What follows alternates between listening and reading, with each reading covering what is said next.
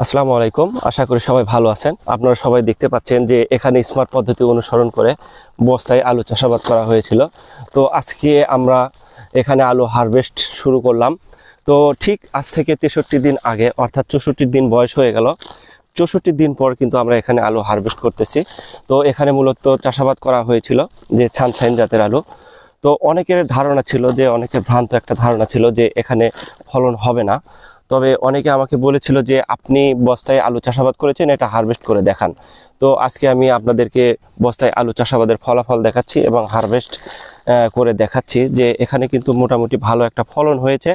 আলু কিন্তু প্রচুর ধরেছে, কিন্তু আমার পরিচর্যা একটু ব্যাঘাত ঘটেছে, সঠিকভাবে পরিচর্যা করতে পারি নাই, তাই আলু কিন্তু খুব একটা বড় হয় নাই। তারপরেও কিন্তু মাশাআল্লাহ অনেক বড় হয়েছে। আপনারা দেখুন যে এখানে সম্পূর্ণ অর্গানিক এবং নিরাপদ পদ্ধতিতে এখানে বস্তায় আলু চাষাবাদ করা হয়েছে। আপনারা সবাই দেখতে পাচ্ছেন যে আমরা এখন বস্তায় থেকে আলু সংগ্রহ করা হচ্ছে, বস্তায় থেকে আলু হারভেস্ট করা হচ্ছে। তো আলু কিন্তু প্রচুর ধরেছে এখানে, কিন্তু এখানে আলু বড় হয় নাই। এখানে পর্যাপ্ত খাবারের অভাব ছিল, সেই জন্য কিন্তু আলু বড় হয় নাই। এখানে দুইটা পদ্ধতিতে বস্তায় আলু চাষাবাদ করা হয়েছে। তো একটা বস্তা খাড়া অবস্থায় আলু চাষাবাদ করা হয়েছে, যেভাবে আদা চাষাবাদ করা যায়। আর আপনারা সবাই দেখতে পাচ্ছেন আর একটা বস্তা পাতাল করে বস্তার পিঠে কিন্তু আলু চাষাবাদ করা হয়েছে। এখানে আমি বুঝতে পারলাম যে, আপনারাও দেখতে পাচ্ছেন, বর্তমানে যে বস্তা থেকে আমি আলু হারভেস্ট করতেছি, এইভাবে আলু চাষাবাদ করলে কিন্তু প্রচুর আলু ধরে। আপনারা সবাই দেখতে পাচ্ছেন যে প্রচুর আলু কিন্তু ধরেছে, কিন্তু সময় স্বল্পতার কারণে সঠিক পরিচর্যা আমি এখানে করতে পারি নাই, তাই আলু সমূহ একটু বড় হয় নাই। মোটামুটি বড় হয়েছে, আপনারা সবাই দেখুন। তারপরেও কিন্তু মাশাআল্লাহ অনেক সুন্দর হয়েছে। একদম বিষমুক্ত নিরাপদ অর্গানিক আলু এখানে চাষাবাদ করা হয়েছে। এখানে 1 টাকার কীটনাশক এবং 1 টাকার রাসায়নিক সার কোনো কিছু কিন্তু এখানে প্রয়োগ করা হয়নি। তো আমরা আরেকটা বস্তা এখানে আজকে আপনাদের সামনে কেটে দেখব যে আসলে কত কেজি আলু হয়। এখানে দুইটা পদ্ধতি অনুসরণ করে আমরা বস্তায় আলু চাষাবাদ করেছি। আপনারা সবাই দেখতে পাচ্ছেন যে এই যে একটা বস্তা কেটে অর্ধেক করে কিন্তু দুইটা বস্তা করা হয়েছে। এটা খাড়া অবস্থায় কিন্তু এই আলুটা চাষাবাদ করা হয়েছে। আবার এই পাশে আর একটা বস্তা দেখতে পাচ্ছেন, এটা পাতাল করে অন্য সিস্টেমে এখানে আধুনিক পদ্ধতিতে আলু চাষাবাদ করা হয়েছে। তো আমরা দেখতে চাই যে কোন বস্তায় আলুর কতটুকু ফলন চলে আসে, সেটা কিন্তু আমরা আজকে দেখব। আপনারা সবাই সাথেই থাকুন। আমি এখন এই যে আমরা এখানে যেহেতু দুইটা বস্তায় দুইটা সিস্টেমে কিন্তু আমরা আলু চাষাবাদ করেছিলাম, যে এই বস্তা কিন্তু পাতাল করে এখানে ফালানো হয়েছে, বস্তার পিঠে কেটে কিন্তু এখানে আলু চাষাবাদ করা হয়েছে। তো আমরা দেখব যে এই বস্তায় কেমন ফলন চলে আসে। আপনারা সবাই সাথেই থাকুন। আলু ধরেছে মাশাআল্লাহ, কিন্তু আলুটা খুব বেশি বড় হয় নাই। যেহেতু রাসায়নিক সার ছাড়া এবং কীটনাশক ছাড়া, এবং আমি শুধু 2বার এখানে ছত্রাকনাশক দিয়েছি, কিন্তু কোনো প্রকারের কীটনাশক দেই নাই। আপনারা সবাই দেখতে পাচ্ছেন যে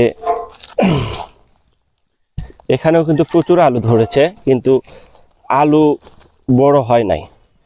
তো আমার বিশ্বাস, আমরা যদি বস্তায় আলু চাষাবাদ করি, আলু চাষাবাদে যদি বিভিন্ন প্রকারের রাসায়নিক সার অথবা কীটনাশক যদি আমরা ব্যবহার করি, তাহলে কিন্তু বস্তায় আলু চাষাবাদে আমরা আরও সফল হব। আপনারা সবাই দেখতে পাচ্ছেন প্রচুর আলু ধরেছে কিন্তু। তো এখানে সমস্যা একটাই, যে আলু বড় হয় নাই। তো আলু বড় হবে কিভাবে? এখানে তো আমি 1 টাকার রাসায়নিক সার অথবা কীটনাশক দিই নাই। রাসায়নিক সার ও কীটনাশক ছাড়াই বস্তায় আলু চাষে প্রথমে সংগ্রহ করতে হবে পরিমাণ মতো বেলে দোআঁশ মাটি। মনে রাখবেন, যে পরিমাণ মাটি সে পরিমাণ ঝুরঝুরে জৈব সার বা ভার্মি কম্পোস্ট সংগ্রহ করতে হবে। তারপর সংগ্রহ করতে হবে প্রতি বস্তার জন্য 100 গ্রাম টাইকো কম্পোস্ট। মাটি, জৈব সার, টাইকো কম্পোস্ট একত্রে মিশিয়ে 5 থেকে 7 দিন এভাবে রেখে দিতে হবে। দেখতে পাচ্ছেন এখানে দুইটা পদ্ধতিতে বস্তায় আলু রোপণ করা হয়েছে। দুইটা বিষয় নিয়ে আলোচনা করব ইনশাল্লাহ। তারপর সংগ্রহ করতে হবে 50 কেজি ওজনের সিমেন্টের বস্তা। একটি সিমেন্টের বস্তা মাঝখান দিয়ে কেটে 2টি বস্তা বানাইতে হবে এবং অপর পৃষ্ঠায় সেলাই দিতে হবে। তারপর জৈব সার মিশ্রিত মাটি দিয়ে বস্তা ভরাইতে হবে।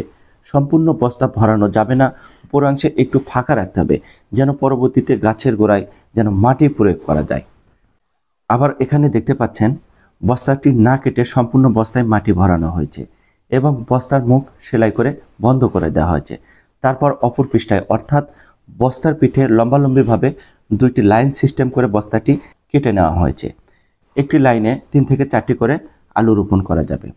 এখানে মূলত সানশাইন জাতের আলু চাষাবাদ করা হয়েছে। সানশাইন জাতের আলু মানে উচ্চ ফলনশীল জাতের একটা আলু, এটা স্বল্প জীবনকালের একটা আলু। আলুসমূহ যেভাবে কর্তন করতে হবে, সম্পূর্ণ একটা আলু হাতে নেওয়ার পর দেখতে হবে যে সাইডে আলুর গাছ বেশি পরিমাণে বের হয়েছে সেই সাইডটুকু কেটে আলাদা করে নিতে হবে, আর বাকি অংশটি অন্য কাজে বা রান্নার কাজে ব্যবহার করা যাবে। এইভাবে সমস্ত আলু কেটে নিতে হবে। অনেকে কাটা অংশে ছাই লাগায়, এইভাবে চাষ করলে ছাই লাগানোর কোনো প্রয়োজন নেই। তারপর এইভাবে একটি বস্তায় 3 থেকে 4টি করে কাটা আলু রোপণ করতে হবে। আলুর গাছসমূহ অবশ্যই উপর দিকে রাখতে হবে। অনেকে আছে আলুর গাছসমূহ নিচের দিকে রাখে, এতে জার্মিনেশন হতে অনেক সময় লেগে যায়। তারপর ঝুরঝুরে মাটি দিয়ে আলু ঢেকে দিতে হবে। সর্বশেষ 1 ইঞ্চি গভীরতায় আলুটি রাখতে হবে। তারপর এইভাবে বস্তাগুলো নির্দিষ্ট ও পর্যাপ্ত আলো বাতাসে রাখতে হবে। এই হলো বস্তায় আলু চাষের মূল কৌশল। দর্শকবৃন্দ, বস্তায় আলু চাষাবাদের যদি আরও কোনো তথ্য জানা থাকে অবশ্যই যোগাযোগ করবেন। আজ এ পর্যন্তই, দেখা হবে ও কথা হবে আবারও নতুন একটি ভিডিওতে। এতক্ষণে নিজের খেয়াল রাখবেন ও সুস্থ থাকবেন। আল্লাহ হাফেজ।